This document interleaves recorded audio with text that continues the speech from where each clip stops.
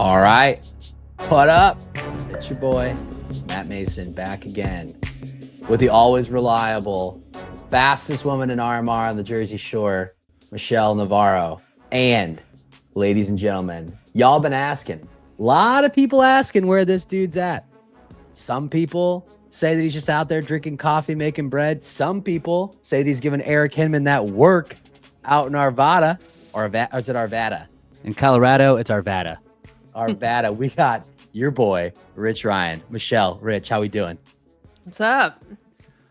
We're doing great, Matt. Appreciate the intro. I am drinking coffee. I am making bread. So I'm also drinking coffee. You're not giving Hinman that work though? No, we're partners in crime now. Yeah, I saw that. We're doing a little you change it up this year. Instead of doing hybrid camp, you're doing the Hinman camp. The Hinman camp. Yeah. If you follow Eric on socials, you know he has a very specific lifestyle where he's just like working out, sauna, cold plunge. So we're gonna do that. I mean, honestly, I may or may not have asked my wife last night. I'm like, babe, mid-July, what do you think? 2 days. It's 2 days. It's shorter this time. I could go. We could be there. Michelle, are you interested in going? I got to figure it out. We've been talking about it. I got to get out there. I haven't been yet. We want to do something more unofficial for like RMR stuff, which Matt, you would clearly be invited to. Clearly. Yeah. I mean, all I'm saying is that if you have the opportunity to hang out with the boy Rich Ryan in Denver, you got to do it. You got to do it. This is not the RMR show. This is the Race Brain HYROX Rundown show. But I'm telling you, that camp left a lasting impression on me, and I made friends that I'm still friends with today. Yeah, I talked to some of those folks, like, if not weekly, bi-weekly. So again, this is not the RMR show, but if you have a chance to make the camp with your boy Rich and Hinman, you know it's going to be good. Download the app, listen to the podcast, do the whole thing. Yeah, do everything. I'm just here to plug my own stuff. And then subscribe to Rundown. Make sure. By the way, make sure you like and subscribe on YouTube, Spotify. Go ahead and like and subscribe to RMR. Go ahead and like and subscribe to the Hinman newsletter. I mean, I'm just out here selling shit. And all the things. And to actually plug the Race Brain Drop newsletter that we put in together is actually that's a good point. I should probably plug my own newsletter. Plug the own newsletter. We'll pop it in the show notes. It's really, really good. It's good. Yeah, Marcus is doing a great job taking stuff from a bunch of different Debo's cooking. He's cooking. Man. And we got, I think we posted 4 articles on racebrain.media last week. Yeah, so I think that the kids these days they're calling it tent. They're shorthanding it tent. We got tent galore. We got so much tent for you. What is tent short for? I've never heard of this term. Content. The back half, like Topher. Yeah, exactly. Got you. Exactly. All right. On today's show, we are going to do a women's deep dive preview for World Championships. We will be bringing you a deep dive the next 3 weeks. This week is going to be women's deep dive. Next week is going to be the men's deep dive. And then we will do a doubles deep dive. That will take us right up to everybody's favorite show, the draft. In addition to that, we do have to talk about Berlin. And I promise this is not going to be, we're not going to wax poetic about this for too terribly long. We've got a time cap for how long we can talk about this. But I do think that we need to mention it. I did some digging. Now, granted, this has not been through Jack's butt. And this is off of the HYROX race results website, which is a little busted. Because if you look at the all-time results, it kind of intermingles pro races and elite races. Like, as an example, if you look at the HYROX Pro men's times, you look at the top 25, you will see Hunter's Estacombe record, because that was listed as men's pro. But then you will also see some random elite droppings, like Hong Kong for some reason is mixed in with the men's pro. So is Amsterdam and Vienna. However, Glasgow has not been uploaded. So who knows if that's because they just haven't done it yet, but we know those Glasgow times would be in here. So it's, but I think they've got everything except for Glasgow. So question for the two of you. How many sub 5730 times do you think there are all time men's pro and elite minus Glasgow? Sub 57 pro times all time. Sub 57:30 all time. And this is duplicating people or just like one per Yes, person? duplicating. They're duplicating people. So like Hunter and James are on this list multiple times. Gotcha. Your boy Rich is on this list. Not if Glasgow's not. Not if Glasgow's not. Oh, fair point. Fair point. Glasgow's not. Would have been. Okay, not including this weekend, right? Toby is on here several times. Yeah. Not including I'm thinking like maybe 50. I was thinking 30. Okay. So I bet if we did the names, like Kent is on here multiple times, Hunter's on here a lot. Tim is on here several times. So you start to get the idea. Alex is on here several times. Toby is on here several times. So like that's a lot of the names. So without duplicates, just pure races, there are 72 times historically under 57:30. Wow. Does anybody want to take a guess at how many times under 57:30 happened this weekend in Berlin? It's like 25 or something, isn't it? 21. There are 21 times. I'm not good at math. That's got to be 25% or 22, 23%. We just added 21 times to this list. So I'm not going to talk about how the course is busted. It's busted. We all know that it's busted. But the question that I have for the two of you, two questions. First part, should we just stop talking about world records and should we talk about course records? Well, the problem with that is that we have to assume that the courses are going to be the same every year. And even this year from Berlin to last year Berlin was literally like one circle. At least this year it was kind of like goofy, like going around the plains. They added some turns. It was one lap, but even at the same venue, the course is different, right? So It could be like venue or city or however they want to do that. So I don't necessarily think it works doing course records. Okay. There would just be so many too. Like, I feel like we hear about it all the time anyway. So having one, we got a record for everything. We got a record for everything. One per course now. I mean, like we'll never stop hearing about it. Okay, so that's a fair argument. So then my second question for you then is, do we just acknowledge them as world records, but they don't count for elites? One of the arguments that I saw online this weekend, which I did not think was a good one, but I'll hear it, was that, oh, it's no different than Kipchoge with the 159. And I was like, well, it is different than the Kipchoge 159 because the 159 is not actually considered to be, it doesn't count. Right. It's not the world record. It's actually, they literally go out of their way to say like, it shows what's possible, but it was on a non-standard course. We was paced. There's all the things that go with it. And so, I mean, it doesn't matter because Kipchoge can qualify for the elite field because of what he can run. So that's like slightly different, but that time doesn't mean anything for Kipchoge's ability to get into any race because it basically is just like it never happened.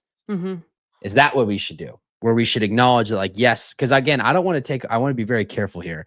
I'm not taking away from any of the athletes that are running in Berlin. That's an amazing experience. It's a super cool thing.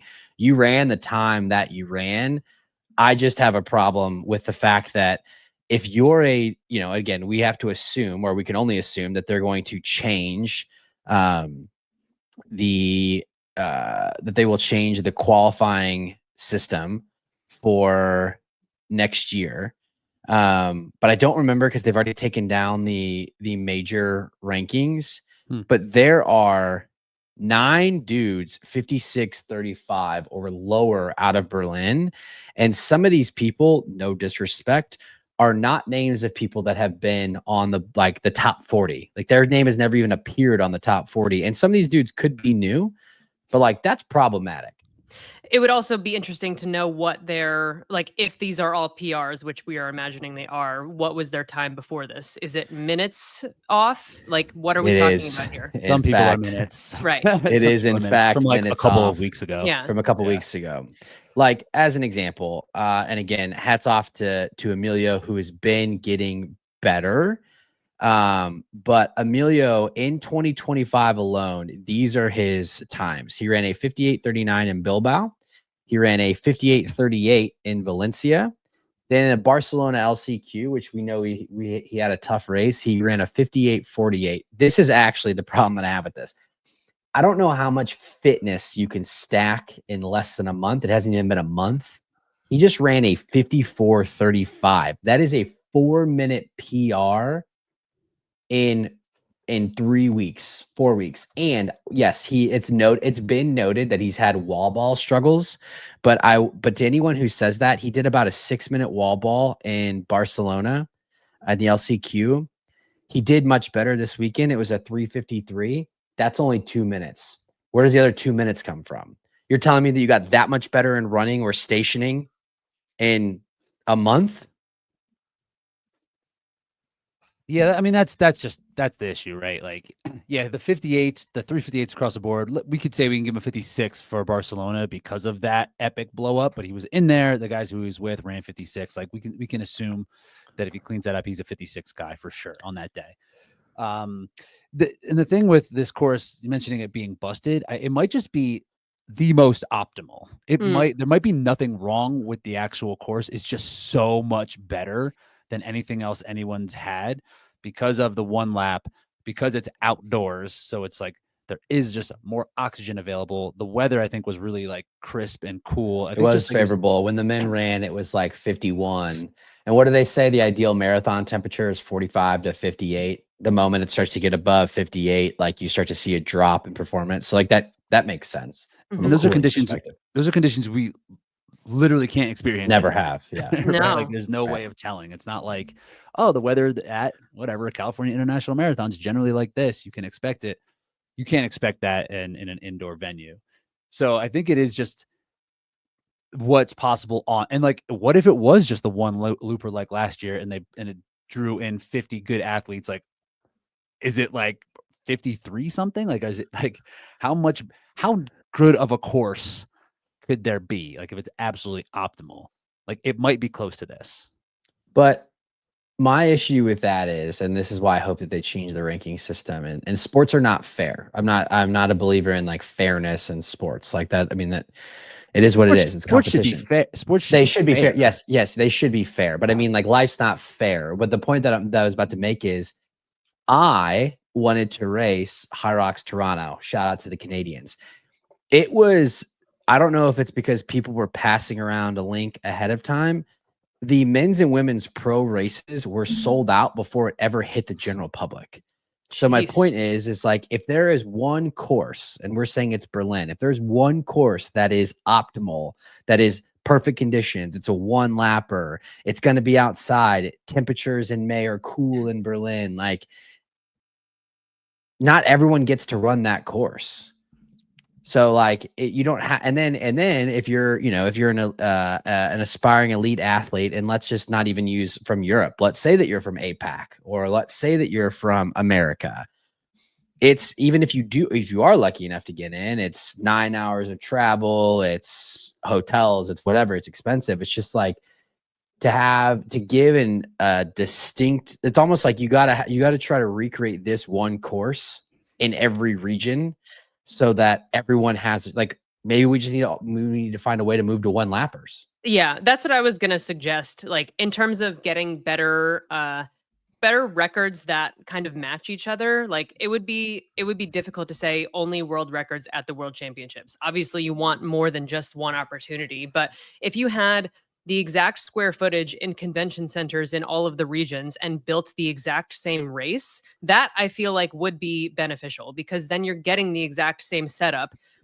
Yes, there's going to be different factors if like temperatures and humidity come into play, but at least you're running the same exact setup. I think we're determining when you have a very favorable run course, you're going to get much, much faster times. But yeah, it's difficult that everything is comparable in terms of times to qualify this way, because it is more difficult for people who don't have access to these amazing races that they can put on.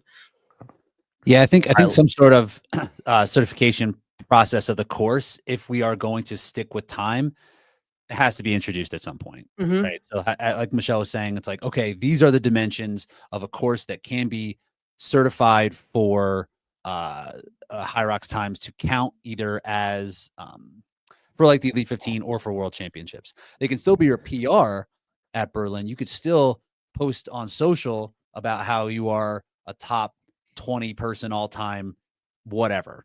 Like that can be the case, but there needs to be something where it's like the course has to be over one lap or something like that, right? Has to be inside, has to have certain things like that you have to check. And yeah, maybe that there's guaranteed that there's 2 of those in each region or something like that each year.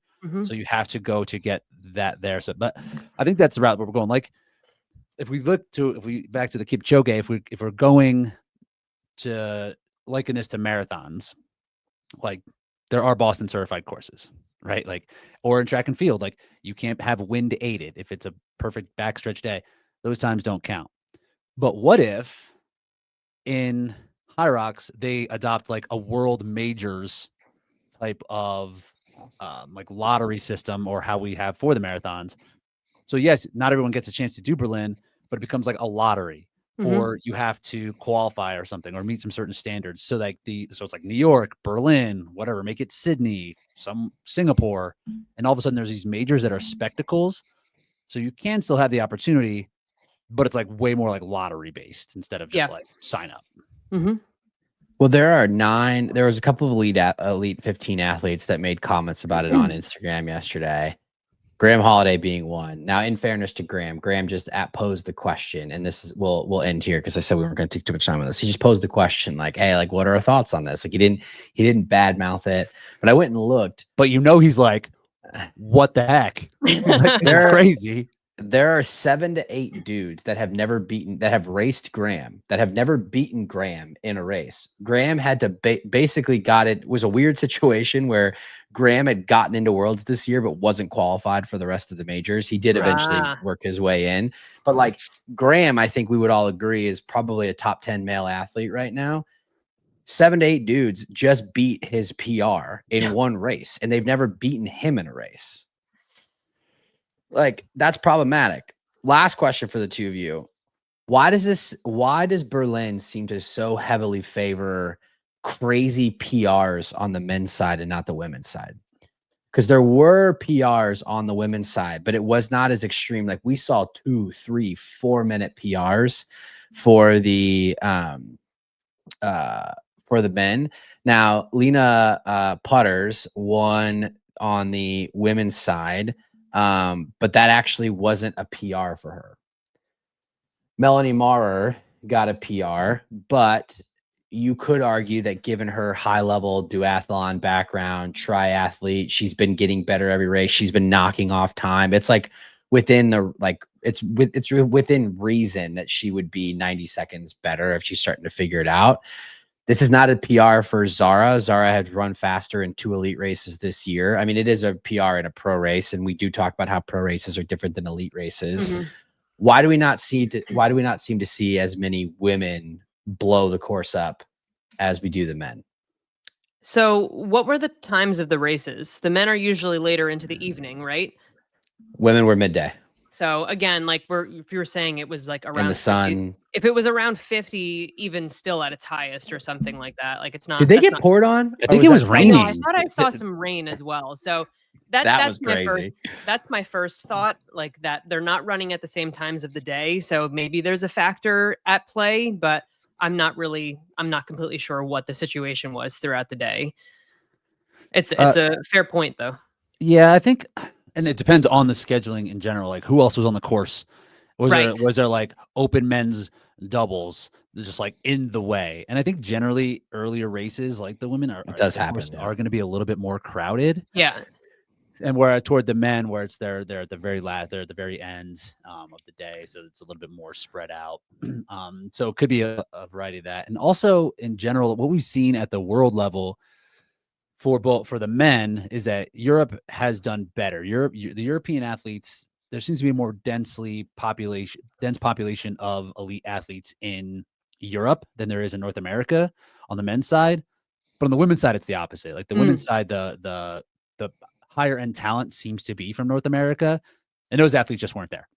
This race wasn't in North America, right? So if you get if it's like Morgan Schulz Lauren, or Kat Meg. Fassbender or those two, of course. But like these other athletes who don't get to races often, who are really good, maybe they go there and they start and they rip off 3 minutes of their time as well. Sure. Okay.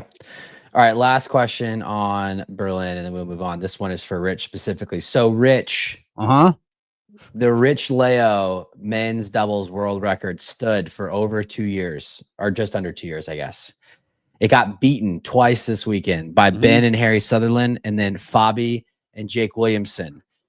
Fabi and Jake literally today ran a 47.57. So my question is, 2 years removed, you guys now own the men's doubles pro world record with a blazing 48.31, which beat your men's doubles open by 5 seconds.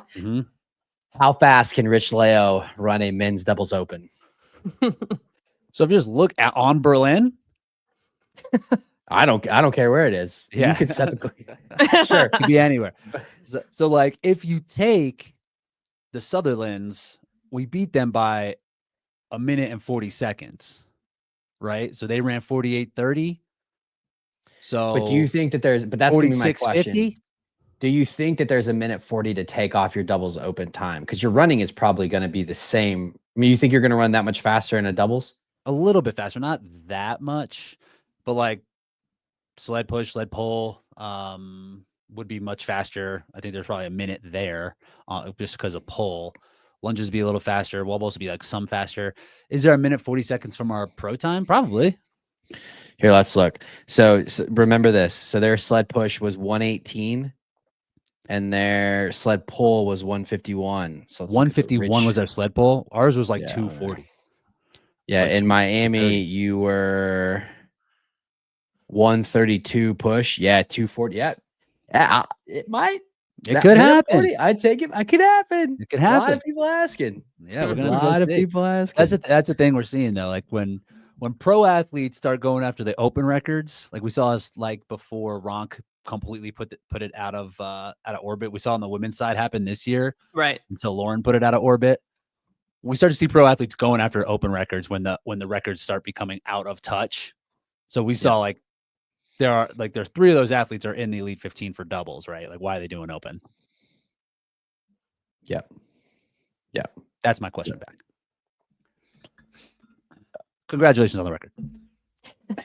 Yeah, I mean that's fair. Fabi is also someone though who we have seen that seems to be like an open and or doubles specialist. Not that he's not a good athlete. He is good. He is a good athlete. I think he's a sub 60 pro guy, but he hasn't been able to translate. Like I think he has the second fastest open time of all time. And he at one point, I think before you and Palaio took it, I think him and Ronk may have teamed up and previously like put up a crazy time as well. The only thing with this is like, yes, we had the open record, but at the time it wasn't the open record. It was just doubles. The record. Yeah. There was no pro doubles at the time. Like, so this is something I just don't quite understand. Like you get the post made about you. Like that's cool. Like you have the record to the books, but like when you're pro, like elite athlete, like I don't understand why you would. Yeah, like at this point, I don't really consider that to be this is no disrespect to those athletes. They're great athletes. I don't consider that to be the world record because we've seen their times. Those people have put up times on pro doubles and it's not the world record. So anyway, all right. We're fine. That was fun. We're okay. That was fun. Rich Palaio, 46 high. 46 high.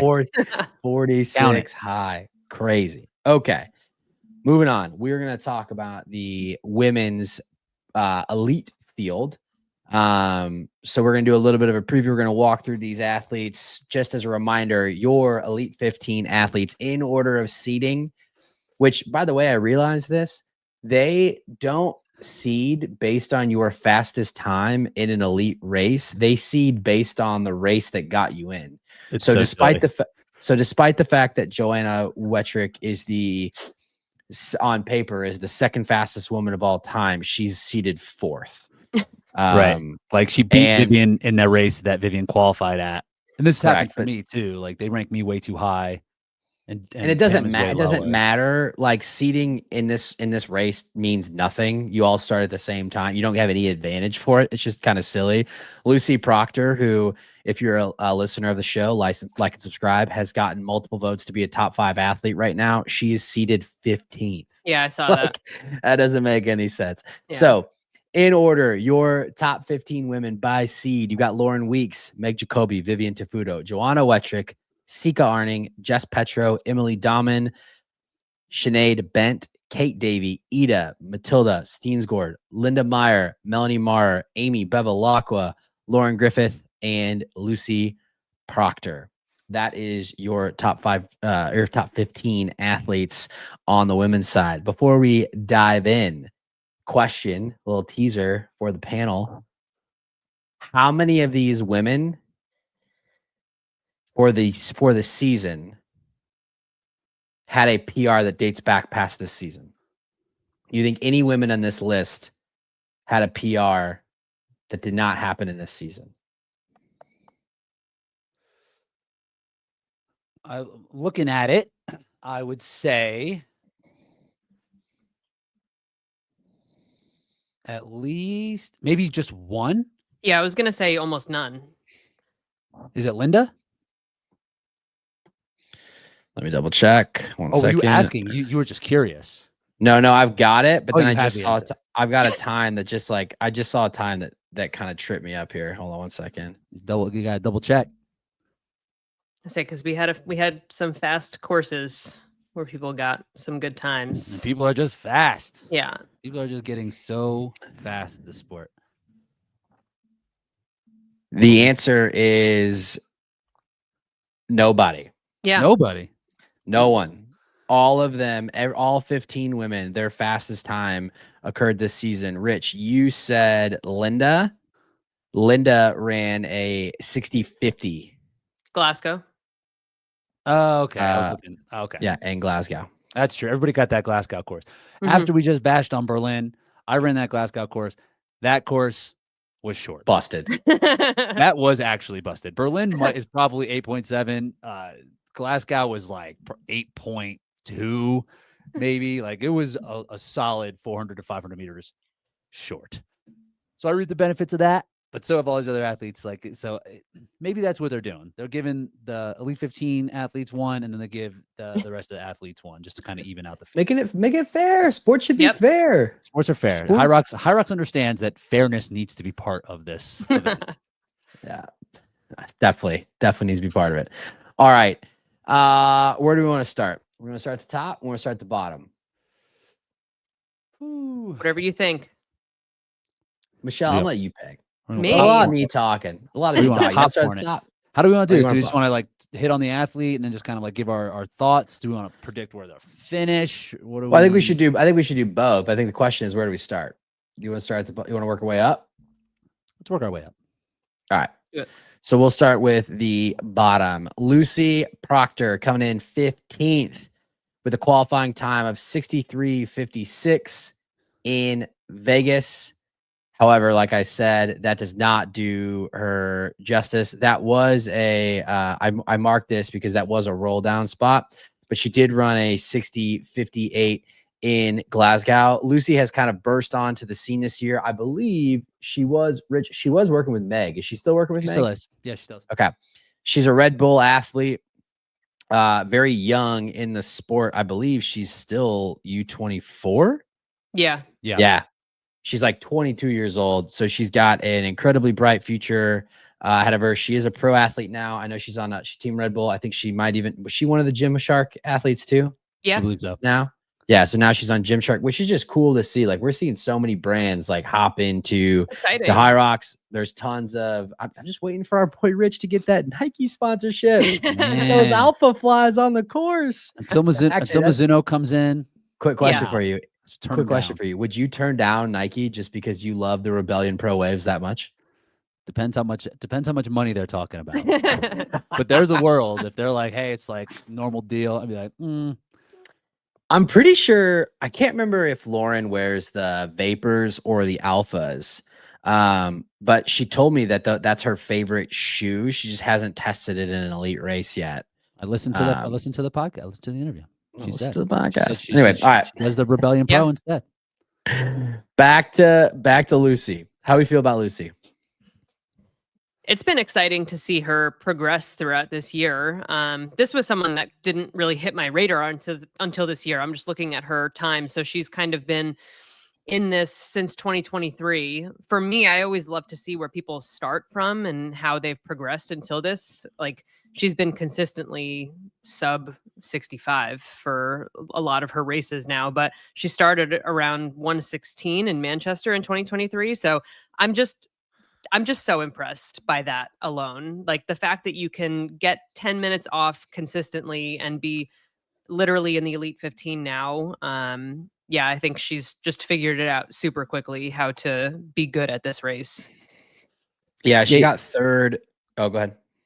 I was gonna say, you have to be happy for somebody that pushes their chips into something and seeing it work out. Right. Like she's probably one of the most committed athletes on this side. And you said she's super new. I just pulled up her high results. She's done 25 races. Right? She's raced quite a bit in her very young career, meaning that she cares to get better and to perform well. And she was outside of the Elite 15 starting. She kind of had to do the thing where she chased it around. I think in Dublin, she got on a plane, like she saw what the course was like, got on a plane like the next day and just raced out of nowhere, just like to make this happen. Right. Again, is it silly that you have to get a fast course? Yes, of course that's silly, but it shows that how willing she was to make it here. Yeah. And winning her age group last year at Nice, it's always a good sign. If you're in that like top 3 to 5, you want to see that next step, that progress forward into Elite 15. Yep. And I've been impressed with how she's been able to perform at big races as a young athlete. Right. Yeah, she got third. She got third overall in that Nice race behind Sika Arning and Jade Skillen, who are Sika is obviously an Elite 15 athlete. Jade has been in there this year. She also beat Simone Feld, Jess Towell, Alice Schurer, Lena Pooters. So she's definitely done well. She got her first 2 richest points. She got on a plane in Dublin, ran a 62.57. Then she also ran a 61.39 in Marseille. I think it's Marseille. Then in Vegas, in her first Elite 15, that is the race that she qualified in. That was a tough race. She ran a 63.57.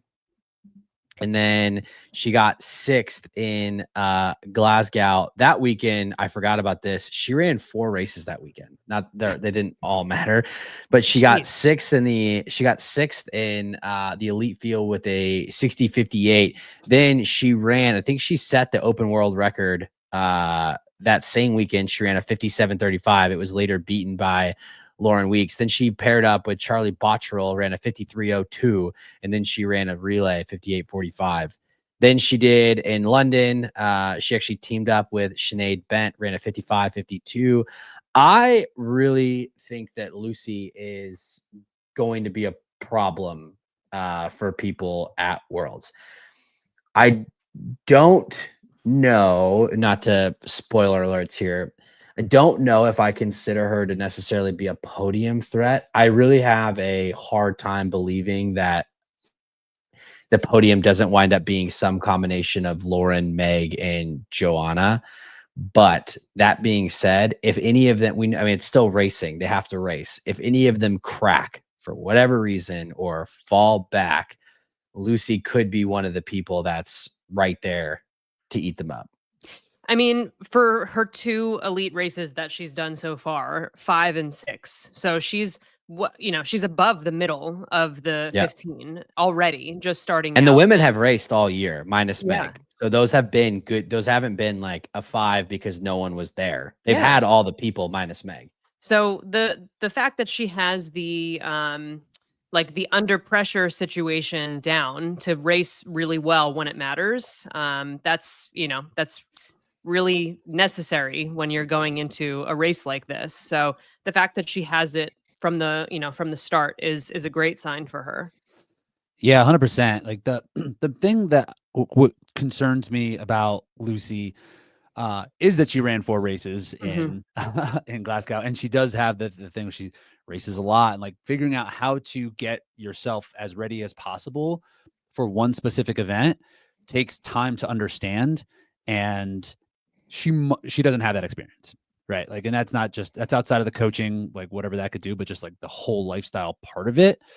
and that there is going to be added pressure. This is a whole new thing. Like, she is getting a lot of attention. She's getting a lot of exposure. It hasn't seemed to have hurt her performance at this point, but you don't know what it's going to be like when the lights are that bright on that day, because it is like a whole weekend of stuff. She also has like 2 pretty glaring weaknesses on the ergs. She's like definitely the least strong on the ski, which doesn't really matter, but I think it's the same on the row. And she's been able to make up a lot of that time as she loses because she's such a strong runner. But I think these athletes that came in the LCQ are all really good runners. I think the running is elevated in this, is going to be better in the worlds than it has been in any Elite 15 race that we've seen. And just wait till it's with this new combination of sled turf as well. That could be good or bad for her. She's had good sleds on the old turf, and maybe it is more strategy. And like, will she be better when if it's lighter or if it's heavy? Who knows what it's going to be like, right? Mhm. But Yeah, that's my her average main average ski erg is 430 and her average row is 440. So yes, I mean that is not super quick. I will say I have reason to believe from inside sources that the sled turf is not actually, there was a lot of like rumor that the turf was that same turf that they've had in the warm-up area at all the races this year. I have heard from a reliable source that is actually not the case. It is not that sled turf. Great. We'll just go in blind. Is it supposed to be faster or slower still? What do you think? The person that told me this was not willing to comment which one way or the other, but they did say that they did not think that it would move like that. It is supposed to replicate as much as it can the carpet feel. So the person literally said, I think everybody is pushing for these things to be faster, and I don't think it's going to be faster. I think it's going to be on the heavier side. So the thing with turf, especially new turf, is that it's slippery. That's my thing. Is if it's never been used before, it's not worn in, it's gonna fly. Well, it could be slippery on your feet. If you've ever done newer turf, like there's turf that I've pushed on before that have almost not been able to move the sled because my feet can't get a grip no matter what I'm wearing.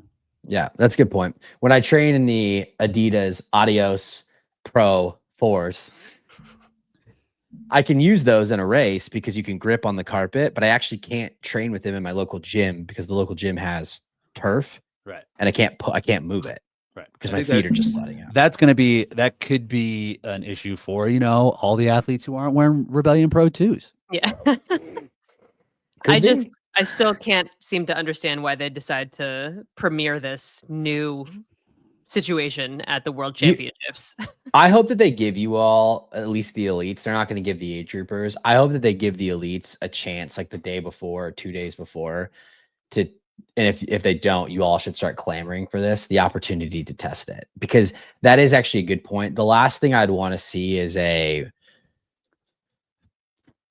Meg or a Joanna or a Rich Ryan hit the sleds and it just doesn't go the way that you want it to go, because the only piece of equipment that really matters in a HYROX race is your shoes. And I don't want to see an athlete be out of the race because of the shoe choice. Well, they got to be thinking about this stuff. Okay. I don't think they are. You're not prepared. I don't think they are. That's not I don't think they are. The athletes need to be thinking about it. If you show up slippery shoes, it's on you. Yeah. All right. So we talked about Lucy. Let's do this. So we gave her the rundown. Let's go. What do you think her ceiling is in terms of placement? What do you think her floor is in terms of placement? I'll start. I think that for Lucy, I think that her ceiling is, I think she could hit that 4 to 5 spot. To Rich's point, but I don't think that she's gonna I don't think she's gonna be a bottom 5 athlete at Worlds. I think that she's probably gonna be somewhere in that 4 to 10 range. Yeah, I was gonna say 4 to 9. I think when we see her more and as she gets more experience within the Elite 15 races, I feel like that the top number could change. But I would say for now, maybe like a 4 to 9 situation.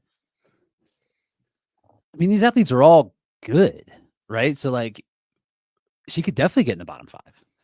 I think she can get between 5 and 15, because who knows what's going to happen. There's no gimmies on this thing where it's that person, they maybe don't have this or that, like how it has been in years past. I think that outside of that top 3 or 4, I think someone has to finish down there. So I can't rule it out. I think that she will that's fair likely point. be like between 6 and 9 because she's such a strong runner and she has been able to perform really well and she can't really kill herself on the ergs. But yeah, getting higher than 5th, I seem unlikely with the current holes that she has right now. All right, that's fair. We'll just go. What do we think their ceiling is? We won't go floor because you're right. Like as I'm looking at this, I'm like, damn, this is actually pretty stacked. Someone's gonna get 15th, right? Like, yeah, and like it could be. It's probably somebody who comes in who's sick or injured or something like that. Yeah. Can't rule it out. All right, we'll Not go. 100%. We'll go ceiling. All right, that's Lucy Proctor. On to the most famous Lauren. Oh wait, just kidding. The hybrid engine has they stack Lawrence. We got Lauren Griffith of the hybrid engine. Take a drink, Debo, when you listen to this. She came in with she got 5th place in Hong Kong with a 63.26. Her PR is 60.46 in Amsterdam. She's also going to be racing in the elite doubles fields with the other Lauren. Feels weird to call Lauren Weeks the other Lauren.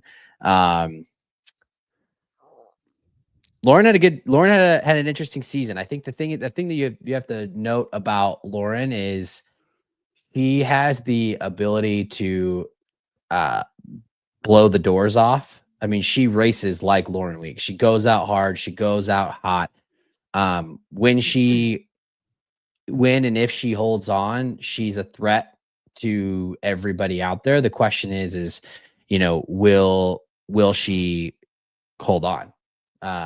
But she is gritty. I mean, I think the thing that I think about that kind of sticks in my mind, even though it wasn't the race that she wanted, she hurt it was either her foot or her calf or something in Nice, and she just gutted it out. So she's not gonna quit. Like she will not quit. Like literally in the Elite 15 doubles race against Tia and Joanna, she was like, I think Lauren Weeks said that she like puked like halfway through the race, geez. and Lauren's like, "Do you want to stop?" And she was like, "No, we're gonna finish." So like she's gonna she will stick her as long as she's able to move. She will stick her nose in this race. Yeah. I was just looking up her times and I was curious what her best was in any of the elite races, and I'm surprised to see that she hasn't been in a podium spot. She's been 5th as like the best a couple of times. So I'm like surprised by that because I feel like she has such potential to be in the top 3, but it's the aggressiveness, I think, that is like making me think that she can be up there, but also might just be to her detriment currently. Just not being able to finish it strong or as strong as she can towards the end of the race. Yeah, and she did just run that. She took 3rd in I say Deca, you say Fit in SoCal with her hybrid engine teammates. 34.16, which you all keep me honest. You know more about Deca than I do. It's a pretty respectable time on the women's side, is it not? Absolutely. She's been in the 33s before. But again, placement wise, like that's obviously great. And I know her, well from Deca as well, and she's always delivered great performances there. Yeah, she's had a strong. Oh, go ahead, Rich. I was gonna say, in terms of toughness, like it's undeniable. She might be like the toughest athlete in this entire field because she insists on running like the hardest possible way. I just like really don't like the strategy, and we haven't seen anything different from her. So I don't know if the Worlds is a time to try something else. She'll definitely be top 5 at some point of this race, right? That's for sure. And it's just a really, really hard way to do it. And now that this field is so stacked, like in Hong Kong, like she basically blew up, but was able to hang on because the field, when we look at that Hong Kong race, was kind of so in retrospect. But like fitness wise and grittiness wise and just like full on ability, like she should be able to get top 5. But like the strategy just like it isn't working. So I don't know, but I don't see how. I don't know if she will change it. Yeah, she did get 5th in Amsterdam, which that was the first race of the season, was a fairly stacked field. She did get 7th in Vegas, which again was a fairly, stacked race. Seems like she's been building for this. She hasn't raced since Houston. Yeah, I mean, I think I would say if she puts it together, if you told me that Lauren Griffith got 4th, or if something happened, if she got 3rd, I wouldn't be like shocked. Like I'd almost be like, yeah, that makes sense because she's been like building towards that. Like, and we always say it, like to your point, Rich, like even in the Hong Kong race, like she got very far before like the blow up like happened and she like still held on. Like one of these days it's gonna work.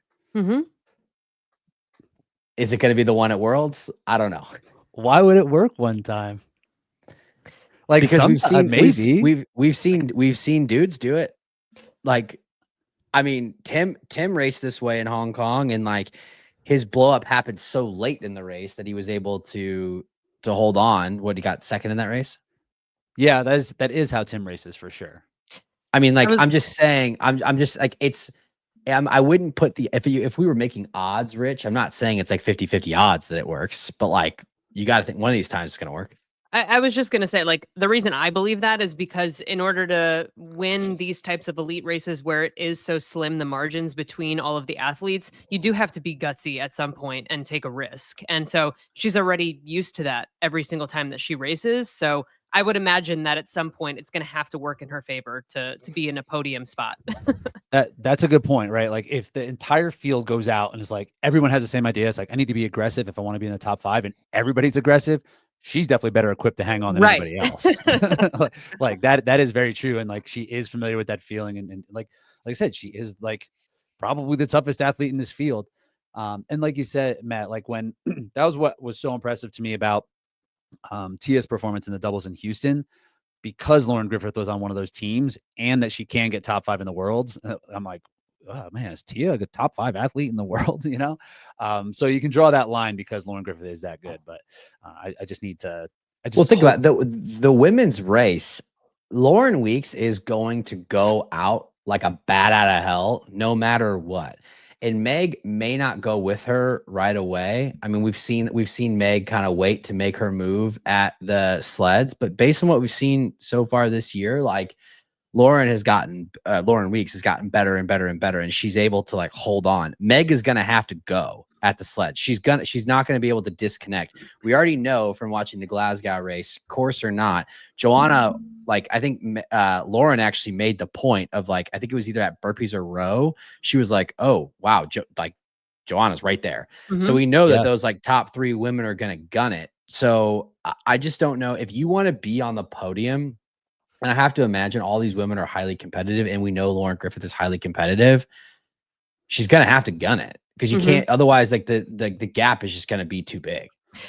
Yeah, but if you don't have the ability to be in the podium, you don't have to race to get on the podium.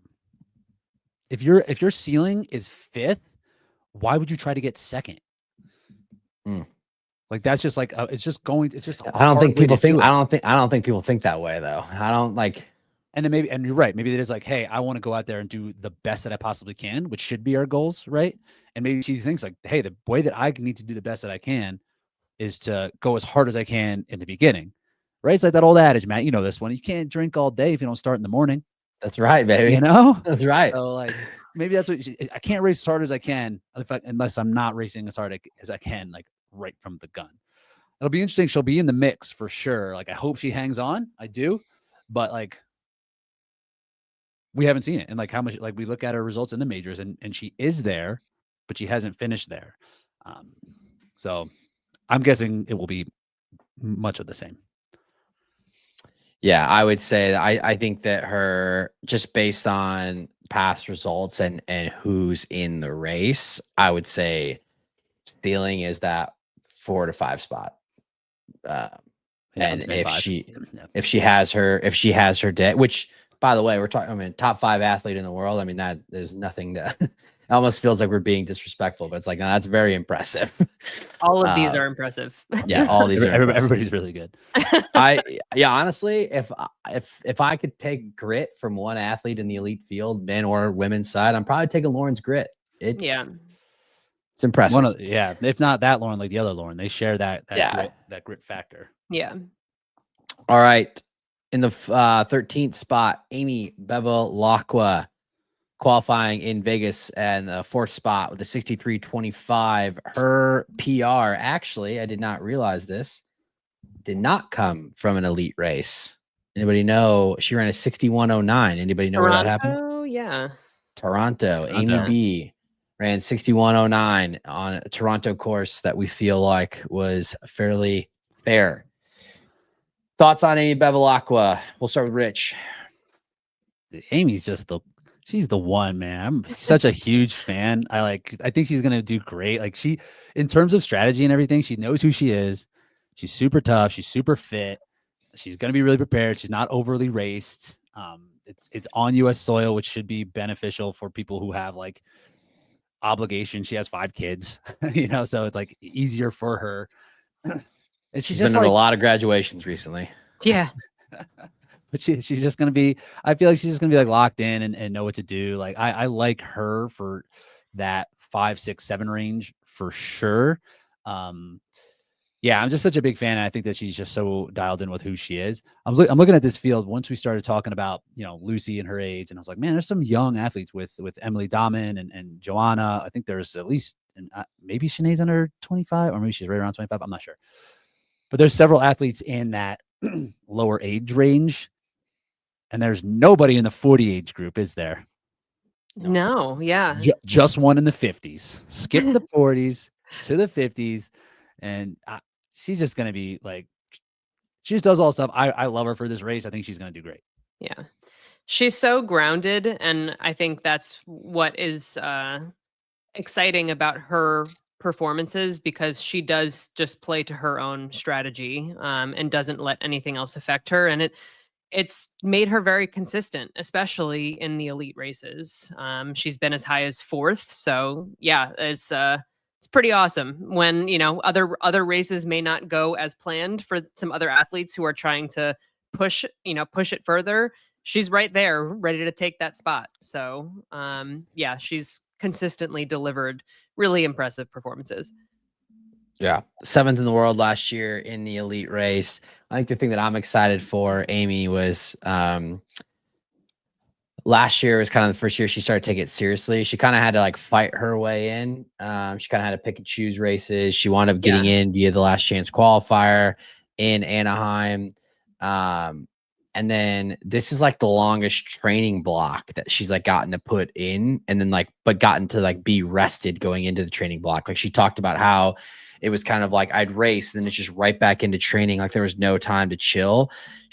By the time she comes into this race, she will not have raced since Vegas. So it'll have been about 5 months. And I think she took it was at least 2 to 3 weeks. It may have even been a month of she took 1 or 2 weeks completely off, which she said she hadn't done in forever. Mm-hmm. Then I think she did a couple weeks of unstructured training, which has just got to be refreshing for both the body and the mind. And then she's gotten a big long block built in.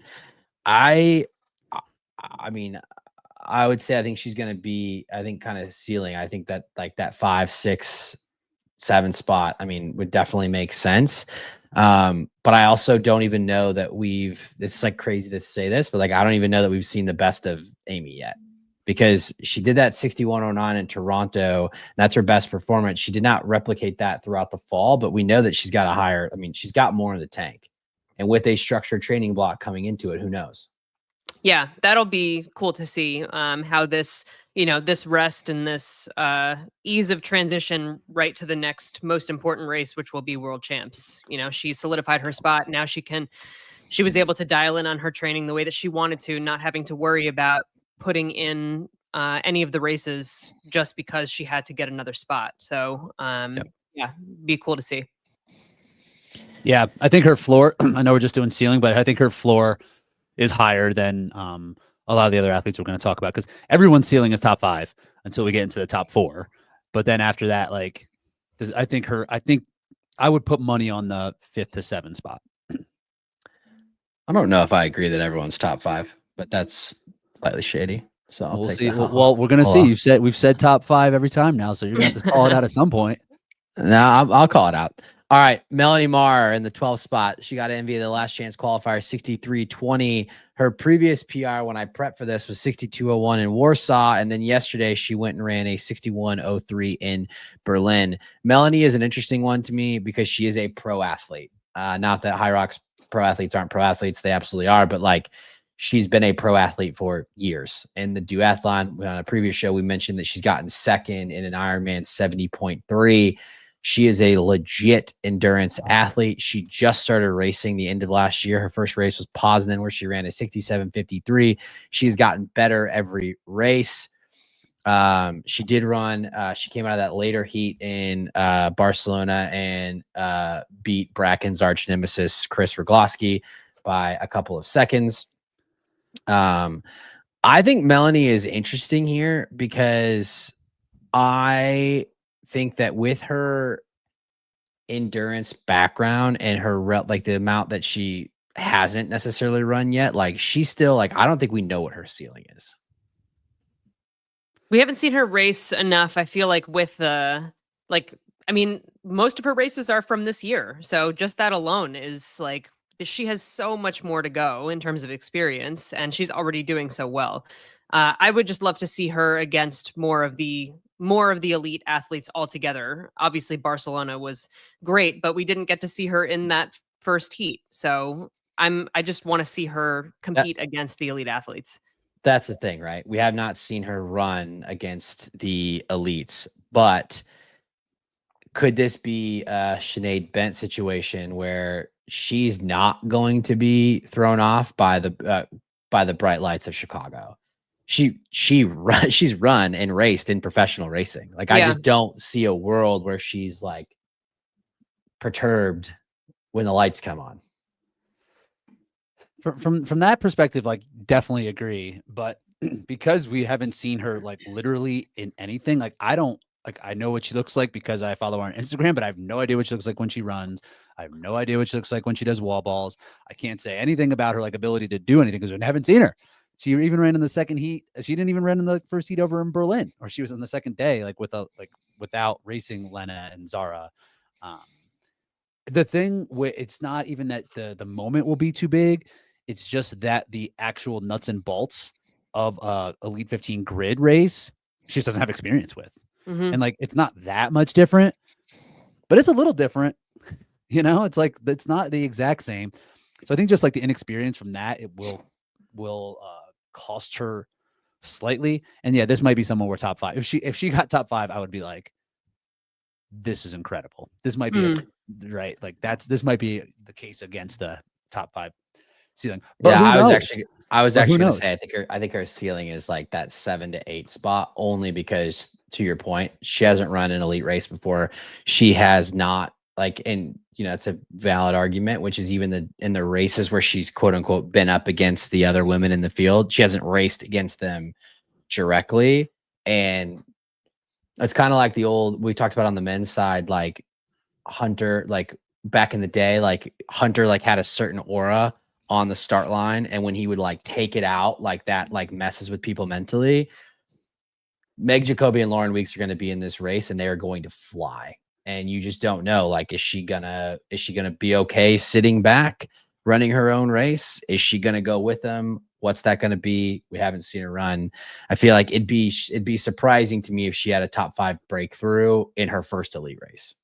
She's definitely the question mark of the race, just for the fact that we haven't seen her literally. So literally haven't seen. Yeah. I would imagine she's not afraid. She probably is like thinks of Lauren Weeks as being like, wow, that's crazy the times that she's running, but like not being able to like see or feel it. Matt, to your point, it might be a little bit different because she's probably very confident in her ability to be an endurance athlete. So she's probably like, whatever, like these are just like people doing like a silly sport. I got this. But then when she sits there and like sees it and feels it, it might be a bit shocking.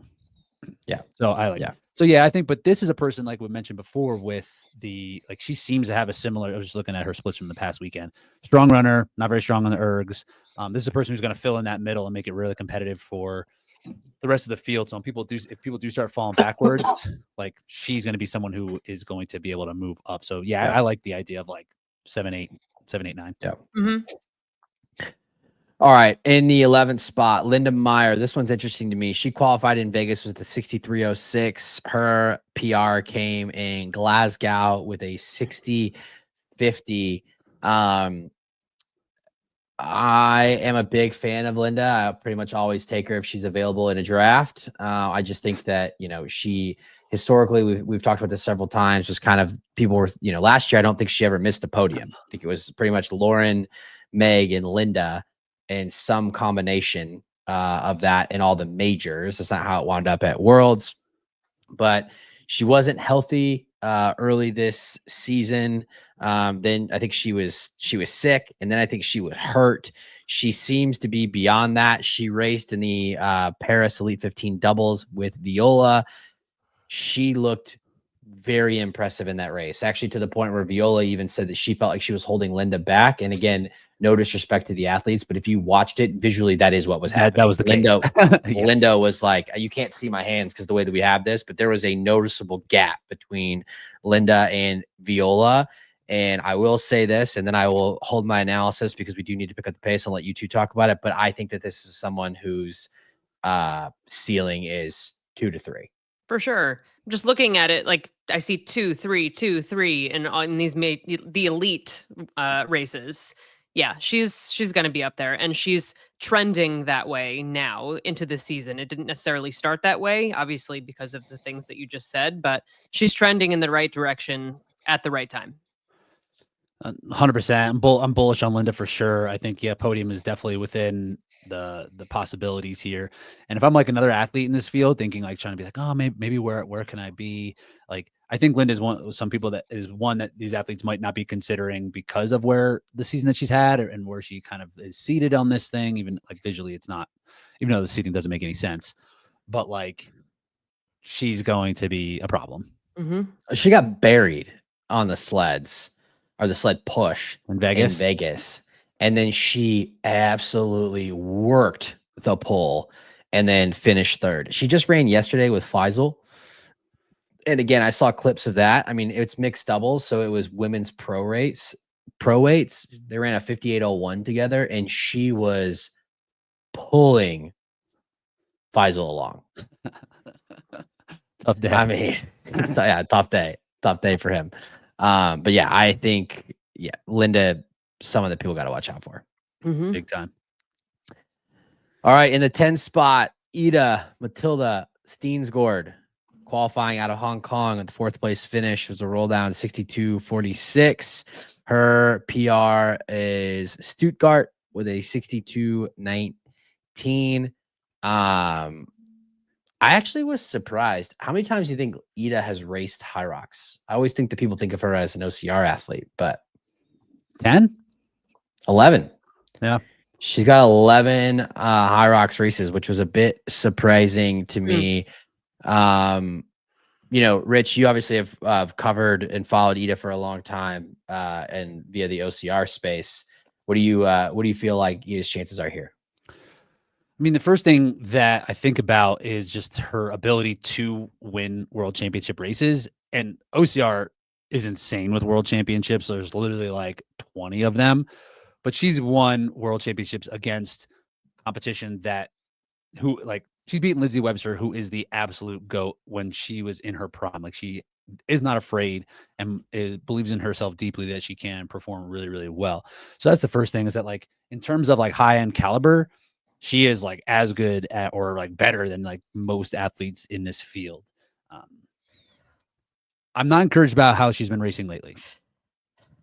Yeah, we have seen her race quite a bit recently, and against people that we've seen in the other, like in Last Chance Qualifier and other, notable elite names. So, I mean, when she came out in Hong Kong and got her spot, like that's her first elite race, right? And so she got the job done right away. But again, like not too sure in comparison to the times that are happening right before World Championships. Not to say that she's not strong, but it's a little interesting to see that.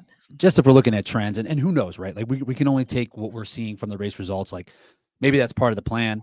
Maybe it's very much like, hey, we're just focused on the world championships. We're going to come into this fatigued. Maybe in these races she's racing a certain way, like trying some different methods. But yeah, like where'd she just get in Berlin, like 8th behind only one person I think who's in the Elite 15. She got beat by Jade in one of the races in the Middle East just maybe a couple weeks ago. Again, we don't know what the training is Yeah, like. so And what she said she wasn't tapered. She trained through it, but for sure we've seen other women do the same thing. Like Sarah has trained through a race and ran a 61. So right, that's the only thing. Like I can't. That's the only reason I'm not incredibly high on Ida right now. Is for that reason, and maybe I'm just wrong, and maybe this information that we have is just like the wrong information. But that's just generally how I'm feeling about it. Yeah, I would put her. I'm not. This would be someone else who I don't. I think if you told me that she got top 5, I don't know that I'd be shocked, but I personally would probably put her ceiling in that mid pack, that 7 to 9 range. Yeah, agreed. But to Rich's point, she, again, their world championships is a different thing even than the majors. And she does have that pedigree of racing in those races. And so maybe that counts for something.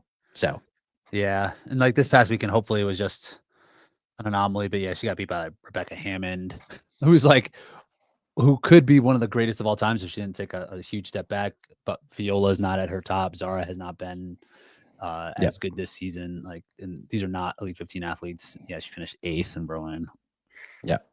So I guess it's gonna matter. I don't know. I think her ceiling is top 5, but I don't know. Yeah. All right. In the 9th spot, Kate Davey qualifying out of Hong Kong with a 62.37. She does have a PR 59.59 in Amsterdam.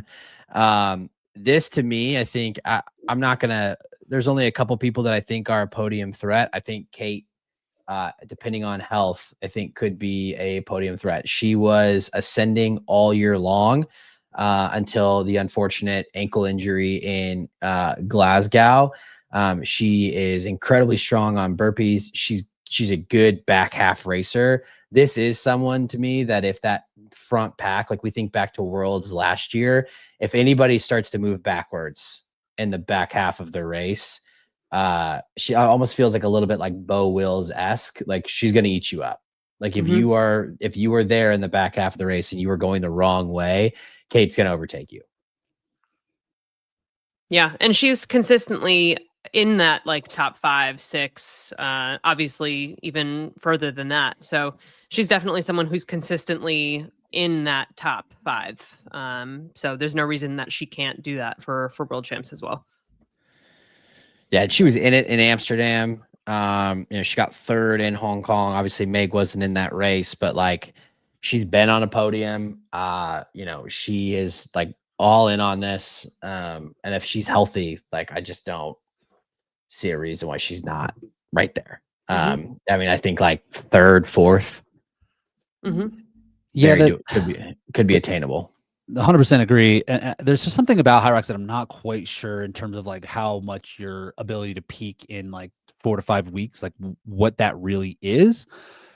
Seeing her in London, the doubles, that didn't seem like that was the strongest that she has been. And I know that the ankle injury has set her back, which is just crazy that the course that they put out in Scotland had like the ability to roll your ankles. Like that the course was so uneven. It was like a trail. We saw like this happened to Sandy too a little bit, like turned his ankle early. Like I remember where that spot was on the course looking at that thing like, oh man, like that doesn't seem right. But that sucks so much that like that happened in that race. Yeah. And I guess I just don't know. I just don't know what that like how much fitness can be gained in that short of amount of time in HYROX. Or if it is just like maybe there was some residual pain or whatever, because if that dissipates, like then fitness doesn't really matter. But in terms of a racer, she's like unbelievable. I'm such a fan of the way that she races, and she just knows who she is. No, it doesn't like stress the other parts. Her running has gotten like so much better. She's really, really strong. Like, so I agree, man. Like the podium's not out of the realm of possibility because she is so good at that back half, and her strengths are really, really strong, and she knows how to utilize them. It's worth noting that when she had come east, the only time this year, and looks like she raced in Chicago in 2023. Her worst race was like when she came east this year to race in Las Vegas. Right. She seemed to race well in Hong Kong, going I'm sorry, going west to the United States. When she goes east, it seems to go better. That could be an anomaly. I'm not sure, but just worth noting. Mm-hmm. Yeah. It's funny. We had literally talked about, oh, like, that race didn't go the way that she wanted. She was cramping. It's like she still got sixth. So like, I think this is someone else. When you talked about Amy Bevilacqua, she's got a high ceiling. She also has a high floor. Mm-hmm. This is someone who I do feel confident to say, like, Kate Davey will not be in the bottom 5. Like, I'm almost willing to like bet my race brain salary on it. Oof. Yeah, I wouldn't take that. I wouldn't take that bet because like I agree with you. I would bet on your side of it. Like if she gets in the bottom 5, like she's either not something healthy went wrong or something happened. Yeah, something went wrong. All right, this one is interesting to me. Sinead Bent, newcomer on the scene. Stock is rising. Cool story. Did you guys see that she like basically grew up like at one point was like homeless, but like was good at running, wound up getting a college scholarship. Like she came from a tough neighborhood. Now she's sponsored by Gymshark, like high-end runner. Like this is one of those stories that just like makes you feel good about like what's possible in sport.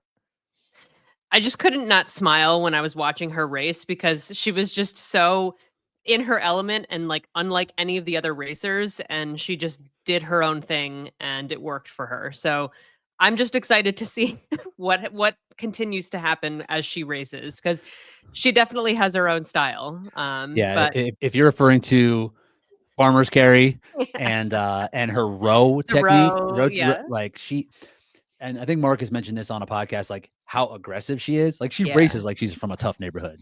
She's like not afraid, just goes right at it. She's not like, and that could be part of the thing too. Like she's not going to shy away. Like this is not that big of a deal. Right? This is just like a race. Yeah. She just made, I wanted to be sure I said this right because I did, but she just made a post that her college coach sent her a picture as a reminder. Her final year of college, she was homeless, jobless. She had a $500 car that was broken, and she was like just like trying to make it. So to go from that to now, this is crazy. And it almost seemed like when she raced that LCQ, like although we haven't seen her necessarily line up against the elites, she like looked the part in that high pressure, like stressful race. Like she almost like that was her best performance to date. And she even said like it almost felt like better like when the lights came on. I don't know what her ceiling is because we haven't seen her race against anybody, and this could be a thing where in the Elite 15 she could maybe potentially wind up being a bottom 5 athlete just because she hadn't been there. But like, I don't know. This is one of those feel good stories. That's all I know. It's like this is one of those people that you like want to root for. I mean, it looks like she's just resilient out there when she's racing. And the cool thing is that when she did have more elite athletes pushing her, like in the last chance qualifier, we saw her deliver. So I think that will be a trend that we'll continue to see as we get. I mean, she obviously had a great doubles race with Lucy Proctor against some very high level athletes. So it's going to be really cool to see how she performs within the Elite 15 at the World Champs. She can run. Yeah. Her running. That was the thing about the LCQ. Her running just like never fell off. Yeah. Yeah. She's another good transitioner in and out of stations too. That was one thing I was noticing in the LCQ.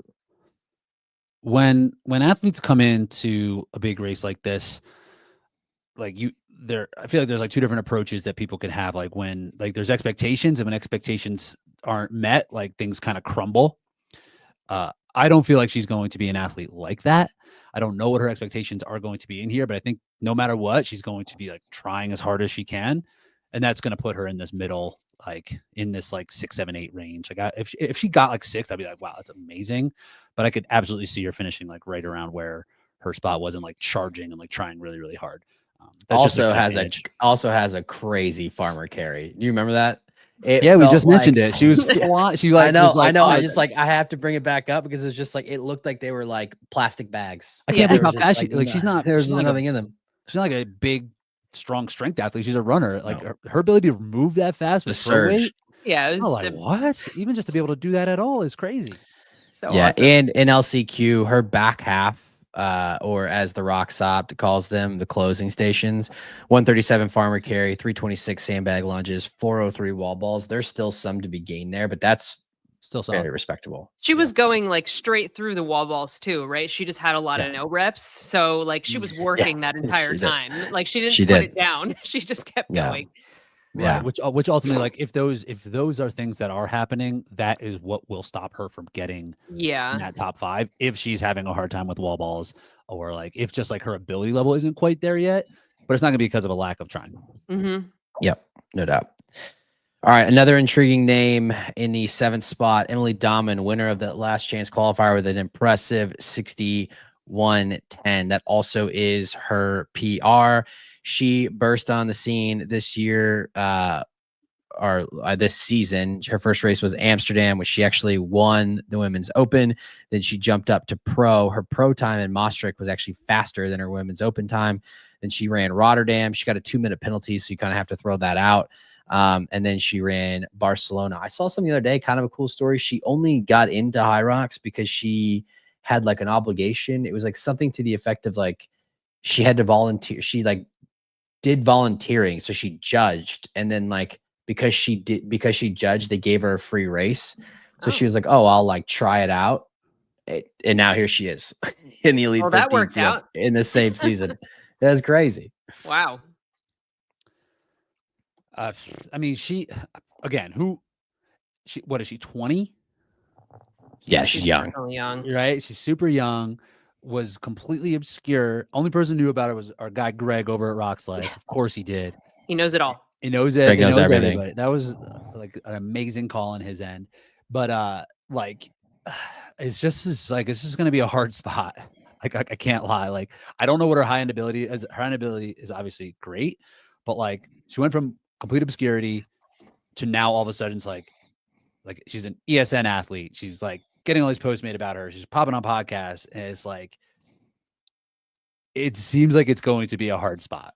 And I don't know enough about her or her wherewithal or what's really driving her here. We haven't seen her in any big moments. There's going to be mistakes made between her, like Except for the LCQ. but there was no pressure. No one knew, Yeah. like no one picked her. That's a fair point. Yeah, and Sinead was about toward the end. Sinead was about a minute back. Yeah, so even in the actual race, there wasn't race pressure from other athletes. So that will be, I think, what I'll be looking out for from her performance at World Champs. Like, just she's another question mark for me. I really don't have a clue what's going to happen for her.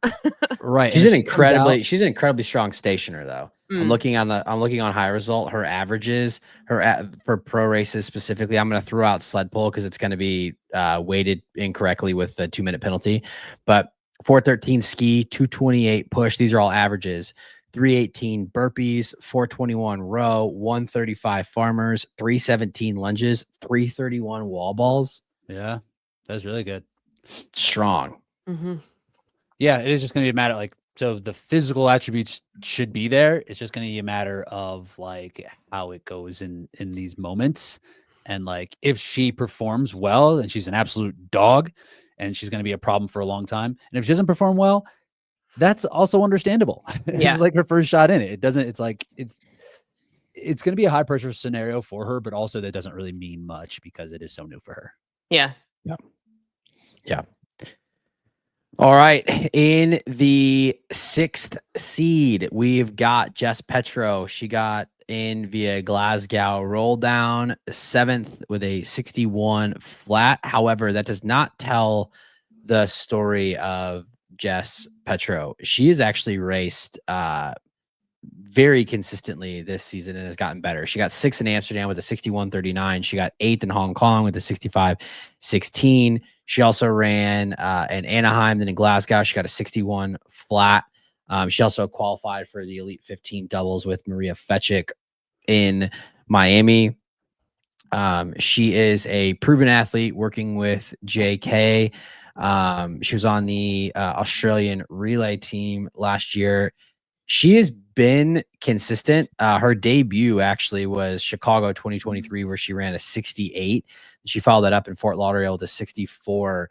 But now we've seen that she's kind of got that high end, like she's capable. She's run multiple 61s. I don't think that Jess Petro is someone that people are necessarily, when you think of like top 5 athletes, top 6 athletes, I don't know that people would necessarily name Jess. Like she's kind of flown under the radar, but she is absolutely a threat to that mid pack.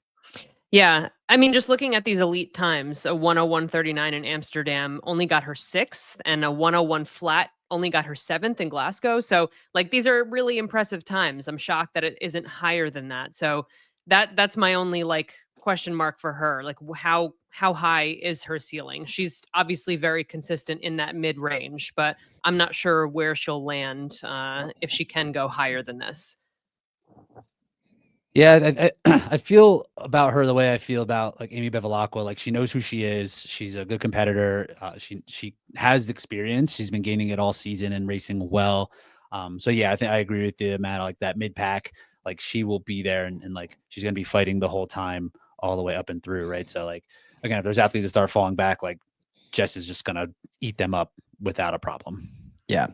Yeah. It feels like out of all the people we've talked about so far, I think the Amy Bevilacqua or Kate Davey comparison makes sense in the sense of like, I don't know how high I'd go on her ceiling, but I wouldn't go super low on her floor. Mm-mm. Like I don't think Jess Petro's not going to be a bottom 5 athlete. We've only said that about 2 people so far, and I feel like Jess is right in. Like she's gonna race well. She's gonna show up. She's gonna do well. And yeah, I think Michelle, like, what is her ceiling? We're gonna find out. Yeah. And you know, she is a strong athlete. She's also, I believe, relatively young. I don't think she's in her 30s yet. I think she's in that like 25 to like 27 age range. So this is someone who like is still on the early end of her career and is, you know, I think in future years could be problematic for people. So that's definitely a name to watch out for. All right. In the 5th spot, Sika Arning, qualifying out of Glasgow. She got 4th. It was also her PR with a 60.28. Michelle, talk to us about Sika. This is cool for me to see just because of the stark contrast between the Vegas race and then to Glasgow. So I was just very impressed by how she delivered in, you know, the next chance that she got at it. So all through that Glasgow race, she was very strong throughout. So that's kind of where she kind of came on my radar as, you know, having that possibility to get up in that top 5 area. So yeah, I'm just trying to look at her times now overall where she has been, but in the elites, she's been as high as 4. So yeah, I don't see why she couldn't deliver a performance that could be top 5 around there. Yeah, Sika, go for it. She won the all around age group at Worlds. She was the fastest age group athlete at Nice last year. So it's great to see this progression moving into the Elite 15, especially like Michelle mentioned how like awful the end of the Vegas race happened, like a scary finish, like just like completely bonking. But having the ability to kind of bounce back, she's probably outside of like those top 3 to 4 women, I would say she's the strongest athlete on the stations. It's her running ability that is probably a little bit behind most of this field now. Like I said, with these entrants from the LCQ, like everybody can run now. We can kind of see Lauren Griffith type performances from her where she's going to be in the mix early because she just has to put out on the ski, on the sleds, and then it's just going to be a matter of like how spread out the field is and how well her running is coming along. Where she could absolutely be in like that 5, 6, 7 range. Mm-hmm. Yeah. She's kind of, I think the question for me is like you look at just even her pro races. So non-elite races, it seems like she's got a high ceiling, but you know, whether, and again, we haven't seen them all. Like, has she bonked before? I don't know. Like she'll do really well. And then maybe she comes back, but to Rich's point, she won age group worlds, which is a different kind of pressure than elite worlds, but it's still pressure. It's still a world championship race. So definitely someone to watch out for. Yeah, I don't know though. In this field, even though she got 4th in Glasgow with all of these entrants, like I think probably 5 to 7 was probably where I'd peg her for ceiling, and we'll kind of go from there. Yeah.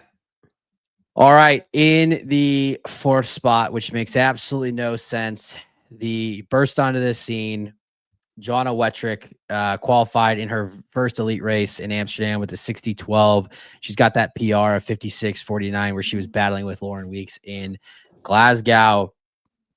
I'll go ahead and say it. Podium threat.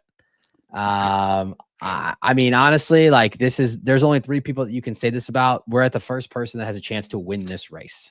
Yeah.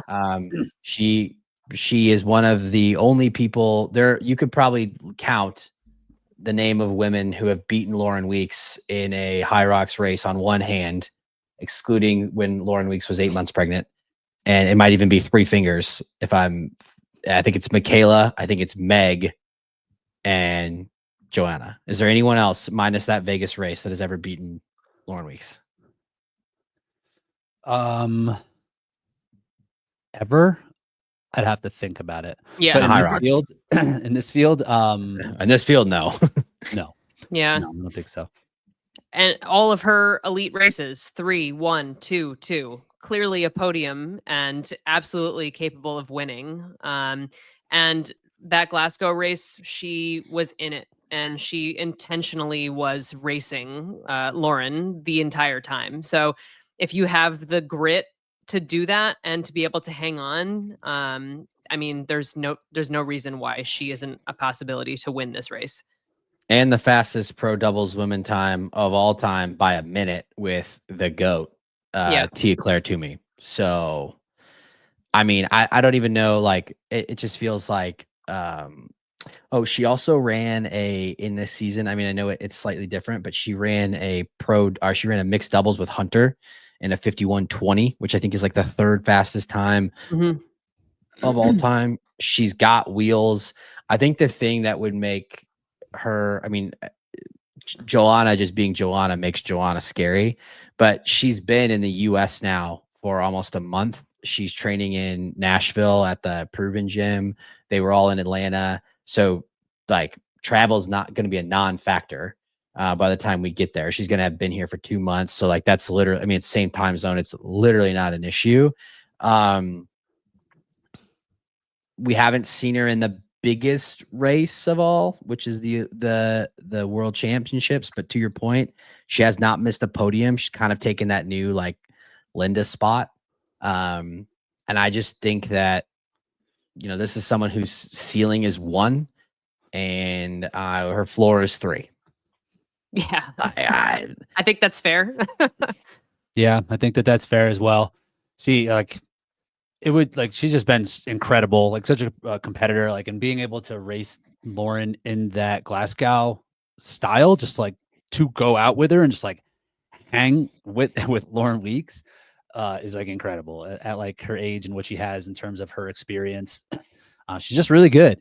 And I think I mentioned this around with Lucy, kind of the same things, like the same concerns that I would have for an athlete who hasn't been there before is how to have yourself at peak physical and mental performance when you have not had to do it before.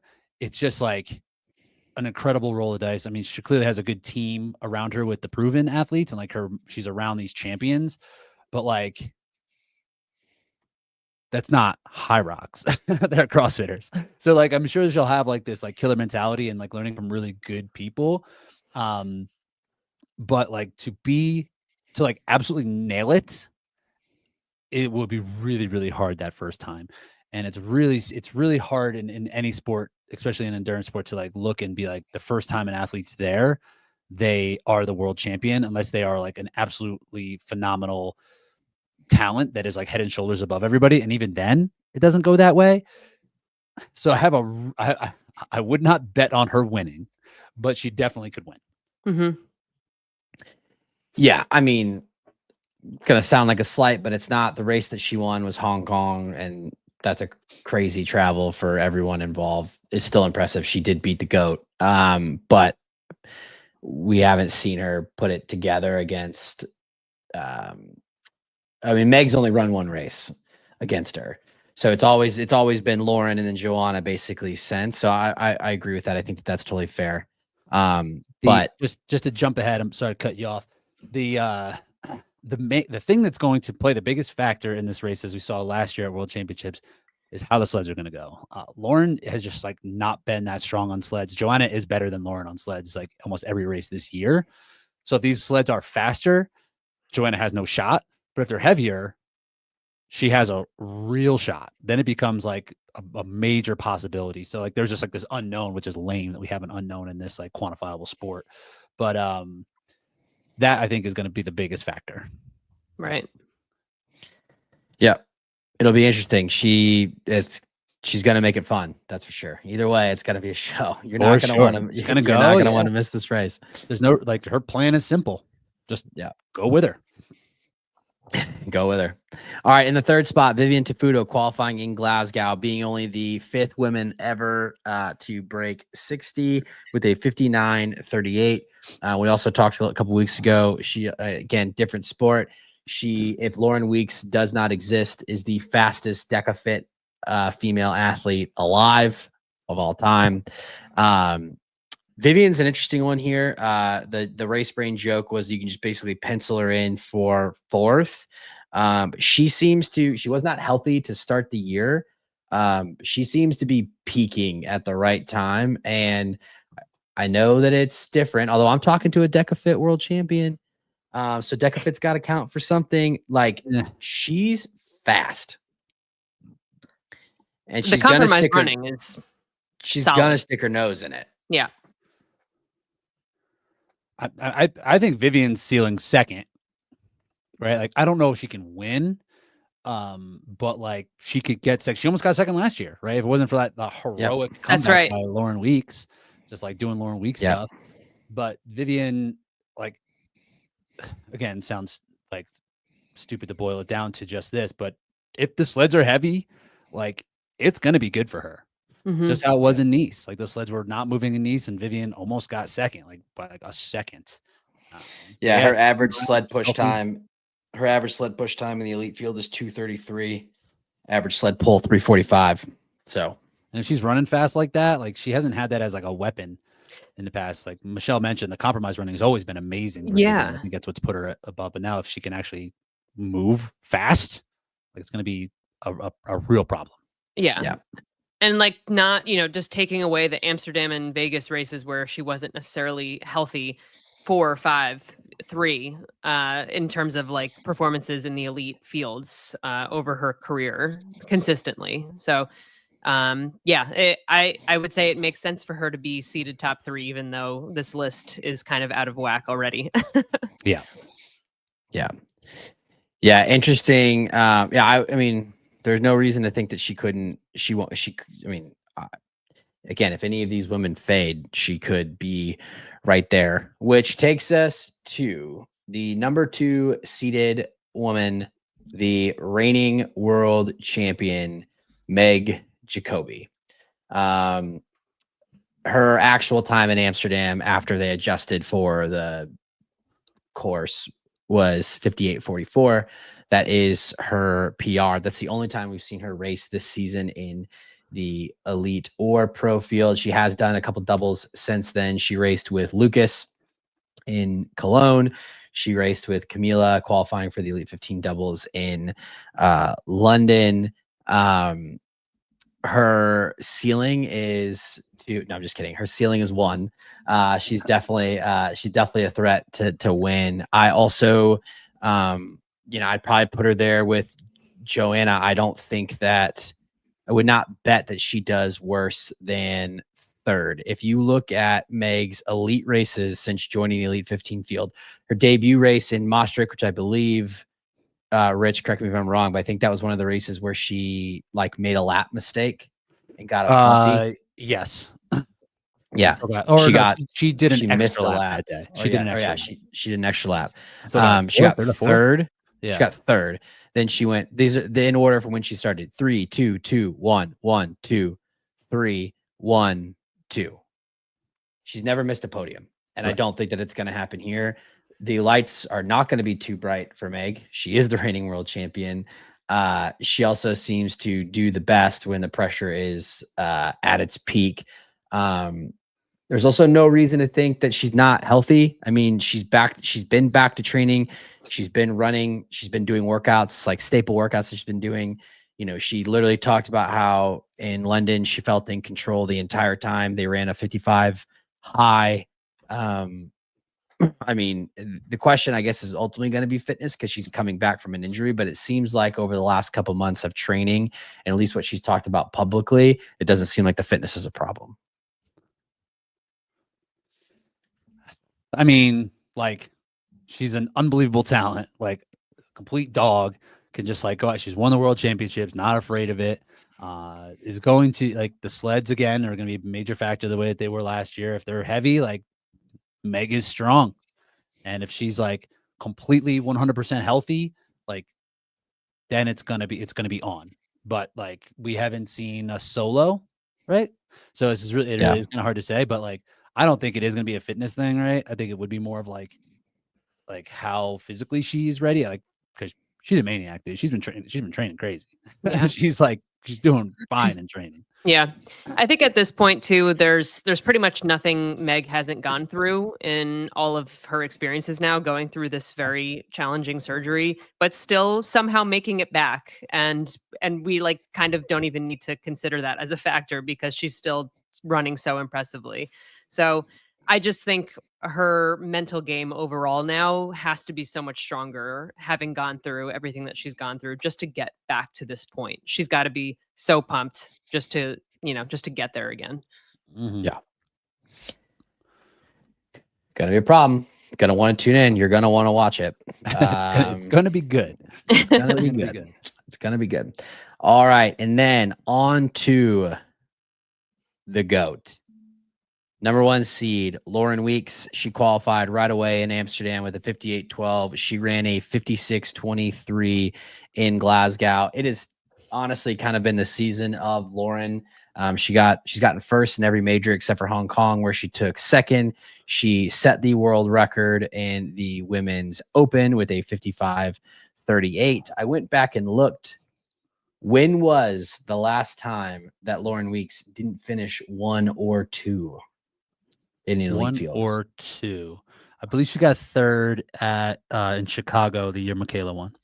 Chicago 2023. Other than that, when is the last time outside of Vegas? We're going to exclude that one because she was 8 months pregnant. When is the last time that she did not get first or second in an elite race? First or Never?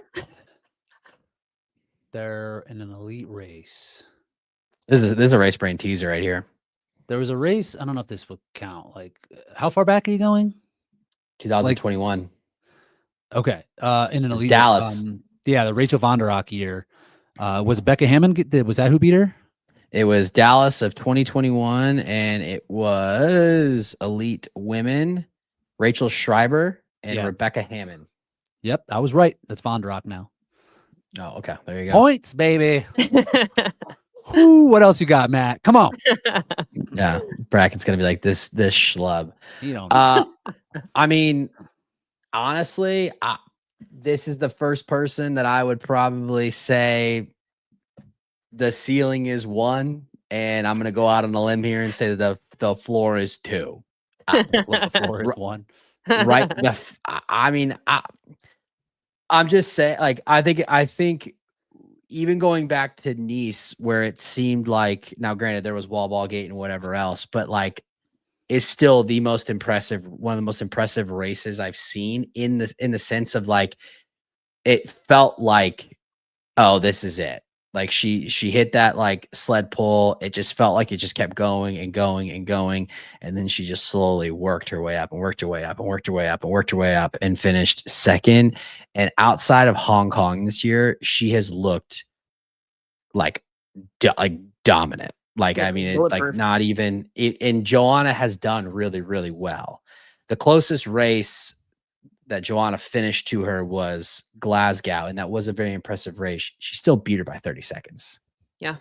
Like, she has been dominant. What she just did in DecaFit was insane. What was her? What did we say her 5K time was, Michelle? It was I think like it was 17:0. low 17. Yeah, it was like 17:09 or like That was like what I ran when I won the men's championship. It was like 17:02. It's She's like the just same. insane. It's crazy to think that someone this good, who's been this good for this long, is like still like surprising us. But like, I mean, this sky is the literal limit. Yeah. What I love about how she races too is that she will not give up. And that was proven in that race last year where like she wasn't in a position where we would think to see her, but she still somehow made it to the second spot, which we would expect her to be in any race at all, one or two. So yeah, her performances are just always, she's giving it 110%. No doubt about it. She's not going to blow up. No. This is the one person, Rich, that's going to go out like a bat. She's not going to blow up. Like, yeah, I like to just echo what Michelle's saying. I just admire her so much, like the way that she does just put everything out there all the time and is just like so within herself, but just believes in her ability to just go out and suffer and just like train so hard and can and just like isn't going to have a letdown because she's just going to try as hard. Like I aspire to be the athlete that she is from that perspective. 100%. The only time I think that we've seen her not race well, even though it was an incredible performance, she didn't race well, was at Worlds last year. Like that was to put herself, she almost got like 7th. You know, she came in wall balls way back, something we never see from her. So like the sleds could be a problem. And that's the only way that she doesn't win is if the sleds, and we don't know what the sleds are going to be like, but if they're heavier, like for push and pull, it's going to be hard. It's going to be hard for her to overcome with Joanna there, with Vivian there, with Meg looming, like who are all going to do pretty well on the sleds. That's just like the only thing that you have to mention here. But like I said, like she's just like, she's the GOAT, dude. She like just the way that she performs. You mentioned all the accolades. She's just like amazing, but like she might get stopped on those sleds. Yeah, she could. And in that race where she didn't race well, she finished 2nd, which is why I feel confident. Right. Exactly. It's just still why I feel confident. But it was still like, what'd Meg win by? Like almost 2 minutes, right? Yeah. Yeah. I mean, it was, with all due respect to the other competitors in the field, it was over at the row. Wasn't that the race where Kate Davey actually came in 2nd to the row? Mm-hmm. Yeah. I mean, it was, that race was, it was not particularly close. I'm going back and looking. Yeah, 59. Yeah, no, she won by almost 4 minutes. Meg got a 59.59 in that race. Lauren was 63.37. Right. Wow. So even though she did get 2nd, like that's like a not that great performance for her. Right. Mm-hmm. Yeah. I mean, a 63 for Lauren is, I think even she would probably say this by her standards, that is slow. The last time she ran a 63 before that, you'd have to go, oh my gosh, I'm going to have to go way back here. New York 2023. And that was a hard day. And like chances of Chicago being like that and like are not likely. And the sleds are probably going to be faster. But in the event that they are heavier, that is where could see there's like a little hole in the game. Mm-hmm. Yeah. Which again, you mentioned this a couple times. It sucks that in a standardized race that there is a level of uncertainty around something that should be standardized. Mm-hmm. Right. It's pretty sweet. Yeah. Who knows? All right, squad. We did it. That's your top 15 women. It's going to be a hell of a race. I honestly don't know. I mean, for all the pontificating that we just did, I have no clue how it's going to go. We are inevitably going to get it wildly inaccurate at some level. But hope you enjoyed the show. If you did, reminder, like and subscribe. Hit the YouTube. Like and subscribe to the Spotify. Like and subscribe to the newsletter. You can find us at what's the official website? Is it racebrain.media? That's it. It's racebrain.media. See, I know things. Four articles last week. We got stuff going. We got Brian article. We got 10 for days. Brian, the unsung hero of RaceBrain. He's the hive mind. He's the collective hive mind of the hybrid sport athlete. That's right. Next week, we will be back with Bracken and Jack to preview the men's field. You're going to want to tune in for that. Michelle, Rich, any final thoughts for the crowd? I just can't wait to watch in person these races. I know. This is going to be amazing. Flex for Michelle. She's Michelle gonna will be out there. also be racing. She'll be She'll be out out there. there. RMR's fastest athlete on the Jersey Shore. She's gonna be out there. Yeah, I mean, the top we can pretty much assume how it's going to play out, but this middle is going to be real exciting. The athletes that came in from last chance qualifier, I think, are going to really shake things up. So I'm pretty excited to see how that middle does kind of play out and see who shows up. And just for there's athletes on here that we're going to be getting familiar with on the big stage for years to come. So it's gonna be cool. Yeah. So many new names. I mean, the sport is it's only growing. So, all right, squad, we did it. Hour 45 minutes. Covered it thoroughly. We out here. All right. Peace.